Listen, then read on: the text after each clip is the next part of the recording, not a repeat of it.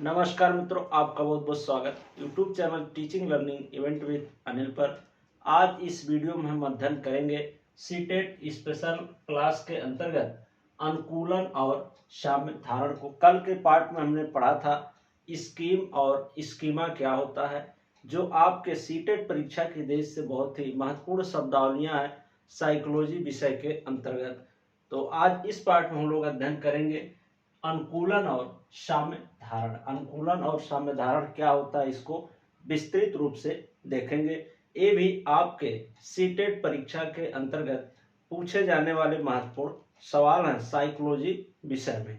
तो ये कुछ ऐसी शब्दावलियां हैं जिनको जान लेना जरूरी है। तो अगर आप स्कीम और स्कीमा वाले पार्ट को नहीं देखें तो इस वीडियो के डिस्क्रिप्शन बॉक्स में लिंक दिया गया है, वहां पर जाकर के लिंक के माध्यम से आप देख सकते हैं। तो आइए शुरू करते हैं आज की क्लास को और देखते हैं अनुकूलन और साम्य धारण। पहले देखेंगे अनुकूलन क्या होता है। ठीक, अनुकूलन किसे कहते हैं, क्या होता है। तो अनुकूलन विषम परिस्थिति में खुद को या किसी जानकारी को अपने अनुकूल वातावरण के अनुकूल बना लेना, यही होता है अनुकूलन। जैसे आप गर्म प्रदेश में रहते हैं, एकाएक आपको ठंडे प्रदेश में जाना पड़ा, तो आपकी आदत तो है गर्म प्रदेश में रहने की, लेकिन आप वहाँ की जो परिस्थितियां हैं, वातावरण है, उसके अकॉर्डिंग अगर खुद को ढाल ले जाते हैं उस वातावरण के अंतर्गत, तो आपका वो अनुकूलन कहलाएगा कि आपने खुद को अनुकूलित कर लिया उस परिस्थिति के हिसाब से, उस वातावरण के हिसाब से। तो विषम परिस्थिति में खुद को किसी परिस्थिति के अनुसार ढाल लेना ही क्या कहलाता है, अनुकूलन या एडॉप्टेशन इंग्लिश में इसको कहते हैं। तो यही है अनुकूलन। तो ऐसे अगर कोई जानकारी है उसके अनुकूल, ठीक, विषम परिस्थिति में खुद को या किसी जानकारी को अनुकूलित कर लेना या अनुकूलन कर लेना उसके अकॉर्डिंग, वही अनुकूलन कहलाता है। और ये दो प्रकार के होते हैं। अनुकूलन दो प्रकार का होता है, समावेशन और समायोजन। इसके दो पार्ट हैं। पहले देखेंगे समावेशन क्या होता है। तो समावेशन पुरानी जानकारी में नई जानकारी को जोड़ना। ठीक, जैसे कहा जाता है कि इस चीज का समावेशन इसमें हो गया, यानी छोटा जो बच्चा था या आप हैं या कोई है, कुछ चीजें जान रहा है और उसमें कुछ नई चीजों को जोड़ ले रहा है, कुछ और नई जानकारी को ऐड कर ले रहा है, तो वही समायोजन कहलाता, समावेशन कहलाता, सॉरी। तो यही होता है समावेशन, पुरानी जानकारी में नई जानकारी को जोड़ना।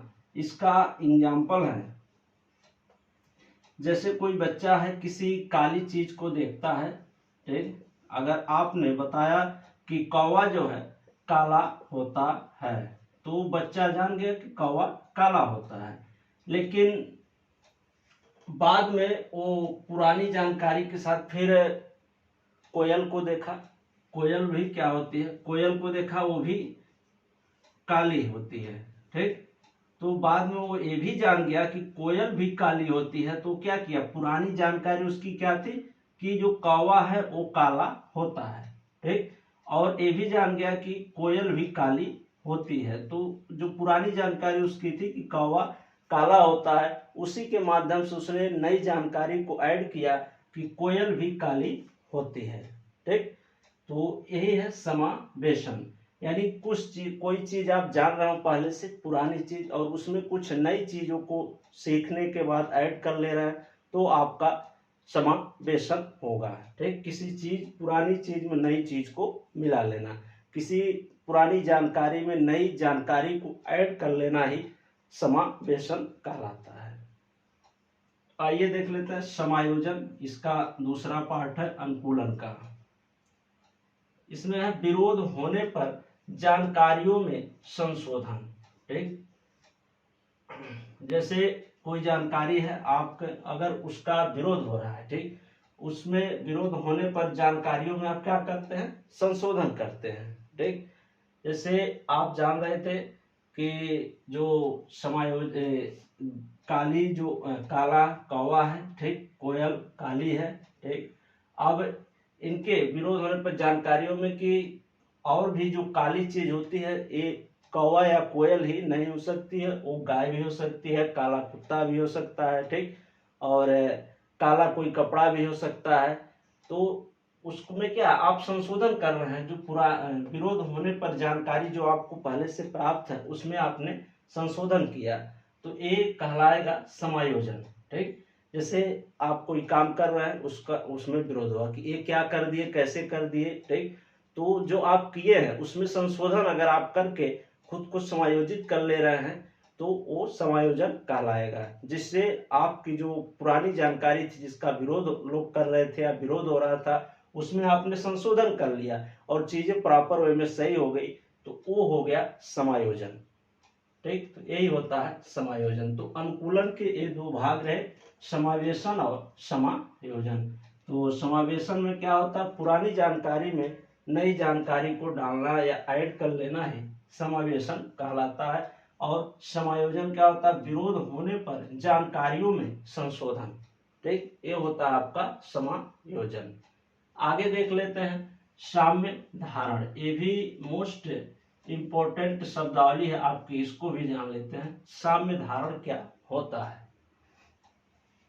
वह अवस्था जब बालक की जानकारी में कोई विरोधाभास न हो, ठीक, यह प्रक्रिया समायोजन या समावेशन द्वारा पूर्ण होती है। तो इसको समझते हैं, कहा वह अवस्था जब बालक की जानकारी में कोई विरोधाभास ही ना हो, ठीक, जो भी वो जान रहा है एग्जैक्ट जान रहा हो, उसमें कोई विरोधाभास की बात नहीं है कि सही है या गलत, एग्जैक्ट चीजों को अगर समझ रहा है, बता रहा है, तो वो साम्यधारण के अंतर्गत आएगा। और यह जो साम्यधारण की प्रक्रिया होती है, यह समायोजन या समावेशन द्वारा पूर्ण होती है, ठीक। जैसे समायोजन या कोई वस्तु की जानकारी है, उसमें या तो अंतर करके जान सकता है, ठीक, अंतर को आधार बना करके कि हाँ ये चीज ऐसे ऐसे है, ठीक, काला कौवा होता है और काली कोयल भी होती है, ठीक, और यही है। तो यही समायोजन भी, समायोजन जो होता है मतलब दो चीजों में जब वो डिफरेंट कर ले जाएगा कि कोयल काली होती है, ठीक, और कौवा भी काला होता है, ठीक, कौवा भी काला होता है, यानी इनके आवाज में, इनके क्रियाकलापों में कोयल के और कौवे में अंतर है, लेकिन होते दोनों क्या है, काले ही हैं, ठीक। ये अंतर जब कर ले जाएगा तो समायोजन में आएगा।